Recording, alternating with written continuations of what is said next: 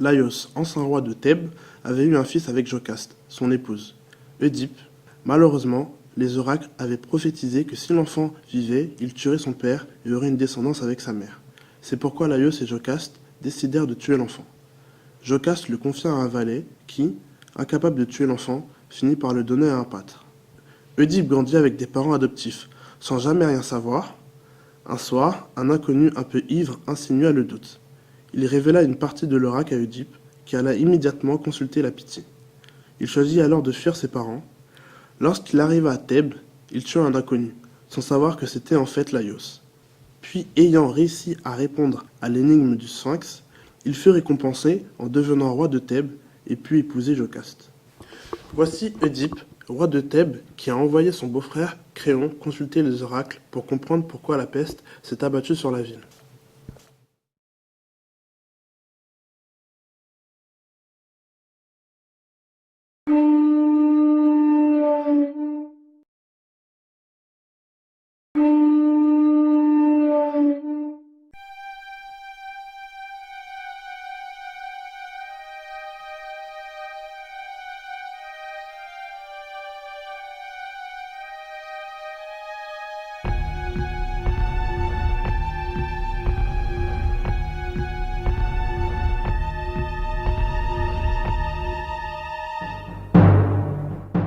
Le mal est sur vous tous, je le sais, et ce mal me fait mal plus qu'à nul d'entre vous. Car votre douleur à chacun n'atteint que lui-même, lui seul, et s'arrête là.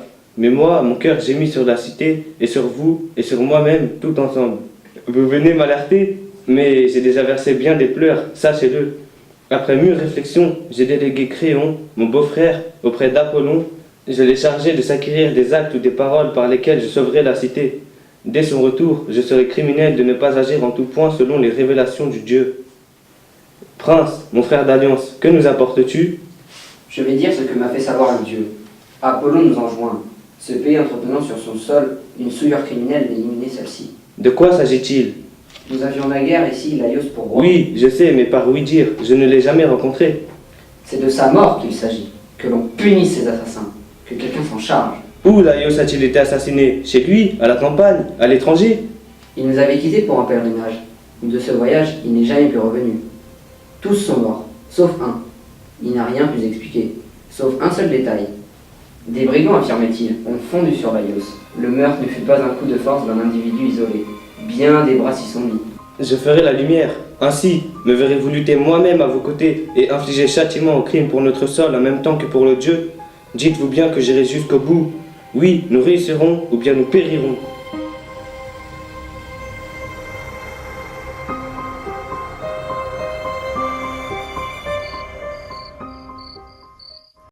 Si l'un de vous sait qui a abattu Laios, je lui enjoins de tout me dévoiler, à moi. La seule sentence sera l'exil. Je ne saurais te désigner qui a tué. C'est à Apollon de nous dire qui peut être le coupable. C'est juste, mais nul ne peut forcer le vouloir des dieux. J'aurais bien une idée à proposer. Je connais un homme qui sait voir tout. C'est Tirésias. Créon m'en a parlé et j'ai dépêché 2 de mes agents pour le faire venir. Il devrait être ici déjà. Le voici.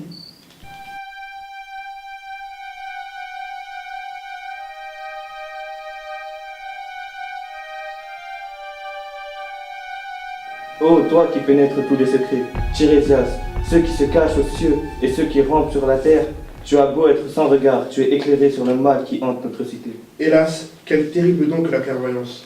Qu'y a-t-il? Pourquoi ce désarroi en te présentant devant moi? Laisse-moi rentrer chez moi, ce sera mieux pour nous. Ce refus est contraire à ta fonction. Parle. Je vois trop ce que tes paroles te préparent à toi-même de sinistre. Au nom des dieux, ne nous prive pas de ta clairvoyance. Jamais je ne révélerai ce qui me pèse, pour ne pas dire ce qui pèse sur toi. Que dis-tu? Tu vois la vérité et tu ne l'expliques pas. Tu songes à nous trahir et vouer la cité à la ruine. Parleras-tu, oui ou non? Les choses adviendront bien seules, je me tairai. Ton devoir est de me les dire. Eh bien, je te somme de te conformer à l'édit que tu as proclamé toi-même. Le sacrilège vivant qui souille cette terre, c'est toi. Comment tu as cette impudence? Qui t'en a instruit?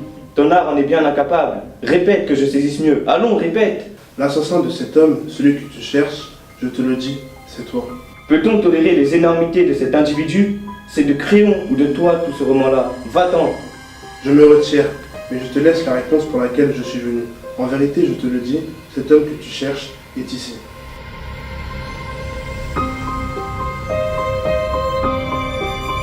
Citoyens, j'apprends que de terribles accusations sont lancées contre moi par Oedipe. J'ai recours à vous car c'est intolérable. C'est vrai, il s'en est pris à toi. Mais peut-être cela vient-il dans notre monde de colère. Justement, le voici lui-même, il sort du palais. Tu es ici, impudent. Tu as le front d'approcher ma demeure quand tu poignardes ma personne. Ta manœuvre de traîtrise. Tu pensais que je n'en inventerais pas les approches pour y couper court? Tu as parlé, écoute ma réponse. Beau parleur, je n'ai jamais trouvé en toi qu'hostilité hargneuse à mon égard. Voulais-tu ou ne n'es-tu pas me persuader qu'il fallait envoyer chercher notre devin?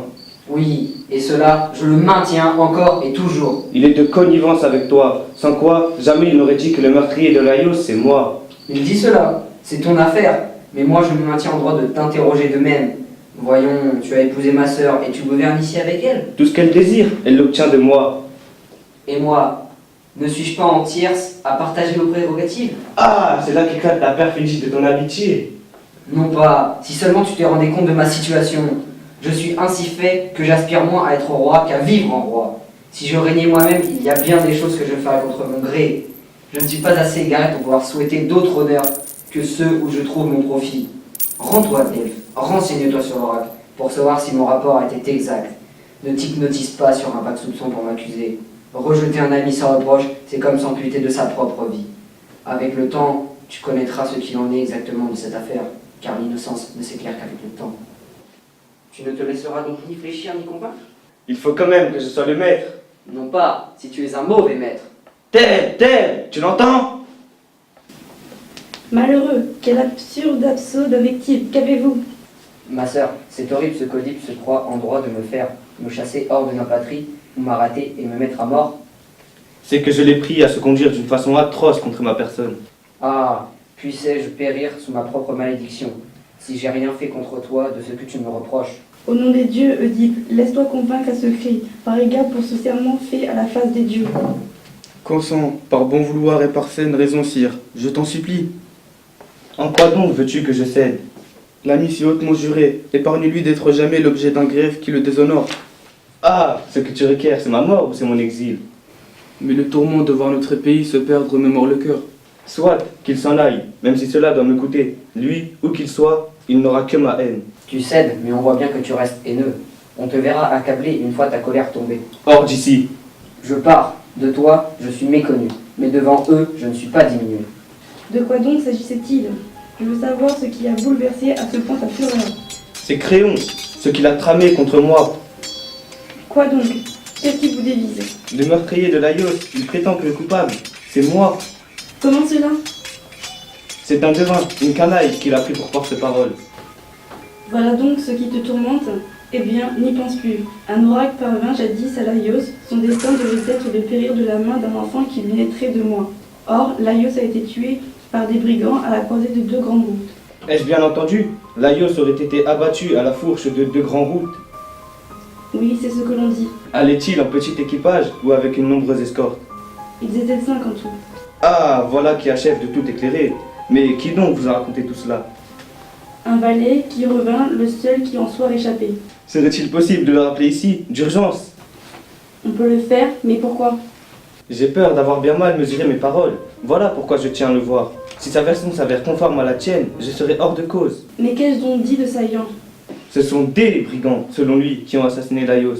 Eh bien, s'il maintient ce pluriel, ce n'est pas moi l'assassin. Un et plusieurs. Cela ne saurait revenir au même. Mais s'il ne parle que d'un seul homme, c'est sur moi que cela retombe. Ce valet, envoie le chercher.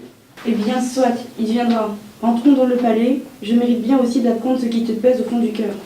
Je ne songe point à te le refuser, au point où j'en suis de mes pressentiments. Car enfin, à qui pourrais-je me confier plutôt qu'à toi? Fils de Polybe qui règne à Corinthe, j'avais là-bas un rang éminent dans la ville, jusqu'au jour où survint un incident qui avait de quoi me surprendre.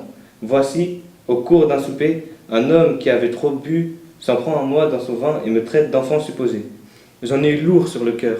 Le lendemain, j'allais trouver ma mère et mon père pour les interroger. Devant l'ignoble propos, ils s'indignèrent. Cette attitude me faisait plaisir, mais le mot me rongeait toujours. Je me mets en route pour Delphes. Apollon me congédie, sans daigner répondre. C'est autre chose qu'il me dit. Des révélations accablantes, atroces. J'étais voué à m'accoupler avec ma mère, à faire venir à la lumière de ce monde une lignée abominable. et à être l'assassin de mon père. Sur quoi je renonce à revenir sur le sol de Corinthe, allant désormais droit devant moi. Je marchais, j'arrive dans les parages où tu me dis que le roi a été tué. J'allais mon chemin lorsque voici un héros, puis traîné par des pouliches, un chariot où avait pris place un homme tel que tu me le décris. Il venait à ma rencontre. Le cocher et le vieillard lui-même prétendaient me faire vider la route. Brutalement, moi, celui qui me bousculait, je lui donne un coup. J'étais furieux. Le vieux me voit et en pleine tête me frappe d'un aiguillon à double pointe. Il l'a payé, je fonce. Sous un coup de gourdin à la renverse, il roule aussitôt à bas. Et je tue tout le monde. Mais si cet inconnu a quelque rapport avec Laios, y a-t-il ici-bas homme plus misérable que celui qui te parle? Je salis l'épouse du mort en la serrant dans ses bras qui l'ont fait périr. Lui, je suis né pour le crime, n'est-ce pas? Toute souillure en moi, n'est-ce pas? C'est la cruauté d'un Dieu, n'est-ce pas, qui s'acharne sur moi? Non, non, sainte majesté des dieux, préservez-moi de voir se lever ce jour-là, plutôt m'en aller et disparaître avant de me voir marqué d'une flétrissure aussi atroce. Où est la demeure de votre roi Oedipe? C'est ici étranger, et tu l'y trouveras. Mais pourquoi es-tu là? Que désires-tu? Que viens-tu annoncer? J'arrive de Corinthe. Ce que je vais te dire te fera sans doute plaisir, oui, assurément, mais aussi du chagrin peut-être. Les habitants du territoire de l'Isthme vont le placer sur le trône, c'est ce que l'on disait là-bas. Le vieux Polybe n'est donc plus au pouvoir? Non, il est mort. Servante, va dire cela à ton maître, cet homme, Oedipe le fuyant depuis des années, par crainte de le tuer, et aujourd'hui, voici qu'il a succombé à son destin, sans que son fils y fût pour rien.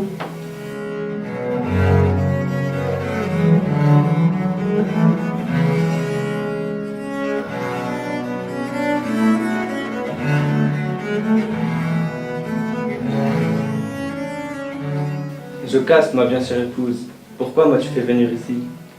Écoute cet homme et constate, à l'entendre, quelle a été l'issue des augustes oracles du Dieu.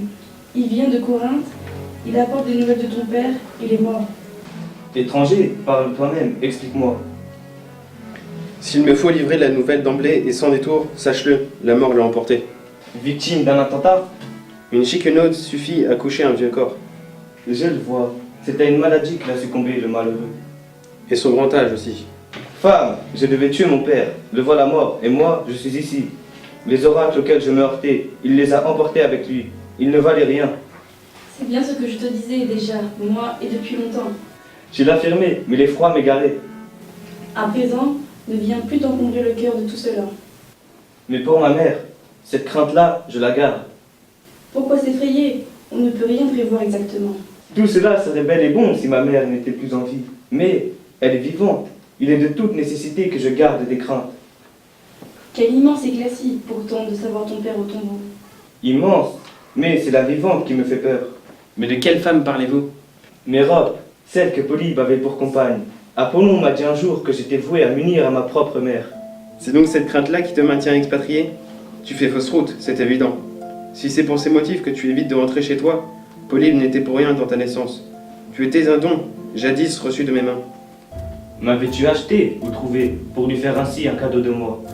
Je t'avais rencontré dans un vallon boisé du Cithéron. J'y avais en charge des troupeaux. Et de quoi étais-je victime quand tu m'as recueilli? Tes chevilles pourraient en témoigner encore. Je t'ai délié. Tu avais les pieds transpercés au talon. Qui m'avait fait cela? Ma mère, mon père? Parle! C'est un berger qui t'a transmis à moi. On le nommait comme étant des gens de Laios. Il était pâtre à son service. Est-il encore en vie que je puisse le voir? Il ferait beau de voir qu'ayant recueilli des pareils indices, je n'en fasse pas sortir la vérité sur ma naissance. Non, si tu as quelque souci de ta propre vie, renonce à cette enquête. Je t'en supplie, ne fais pas cela. Puisses-tu ne jamais apprendre qui tu es? Va-t-on enfin me l'amener, ce berger? C'est lui, tu l'as devant les yeux. Regarde-moi bien et réponds à toutes mes questions. Tu étais à Laios dans ce temps? Oui, comme esclave. Je vivais avec les troupeaux que je gardais. Cet homme, as-tu idée que tu l'as connu quelque part par là? Non, pas de mémoire. Il ne sait plus, mais moi je vais lui éclaircir la mémoire. Nous faisions paître dans la région du Cithéron. Pour l'hiver, nous ramenions nos bêtes, moi dans mes étables, lui aux bergeries de Laios. Est-ce que ça s'est passé comme je dis là, oui ou non? C'est vrai. Tu te rappelles qu'en ce temps-là, tu m'as donné un enfant pour le soigner comme mon nourrisson? Quoi? Où veux-tu en venir? Le voilà, c'est lui le nouveau-né jadis. Veux-tu te taire? Ne le rappelons pas. Mon excellent maître, Qu'ai-je fait de mal? Tu n'as pas répondu à sa question à propos de l'enfant. L'enfant, le lui as-tu donné? Je l'ai donné. Que ne suis-je mort ce jour-là? Où l'avais-tu pris? C'est un nouveau-né de chez Laios. C'était son fils, à lui. Mais tu as ici quelqu'un qui pourrait te renseigner mieux que personne. Ta femme. C'est elle qui te l'a remis. Oui, Seigneur. Pourquoi? Que voulait-elle? Que je le supprime. Un oracle sinistre lui faisait peur. Lequel? Il était dit qu'il tuerait ses parents. Si tu es bien celui qu'il prétend, tu portes le malheur dans ton sang. Sache-le. Ah, tout serait donc accompli point par point. Il s'est révélé que je suis né de ceux dont c'était un crime de naître, que je vis avec celle que c'était un crime d'approcher, que j'ai tué celui que c'était un crime de tuer. Ah, qu'ont-ils fait? Vous allez l'entendre. Qu'ont-ils fait? Vous allez le voir. Quel chant de deuil vous allez élever, si fidèle à votre sang, vous avez encore souci de la maison des Laptatides. Rien ne manque plus à ce que nous savions déjà, pour accabler et déchirer nos cœurs. Qu'as-tu donc à y ajouter? La mort de Sa Majesté la Reine Jocaste. La malheureuse. Et d'où est venu le coup?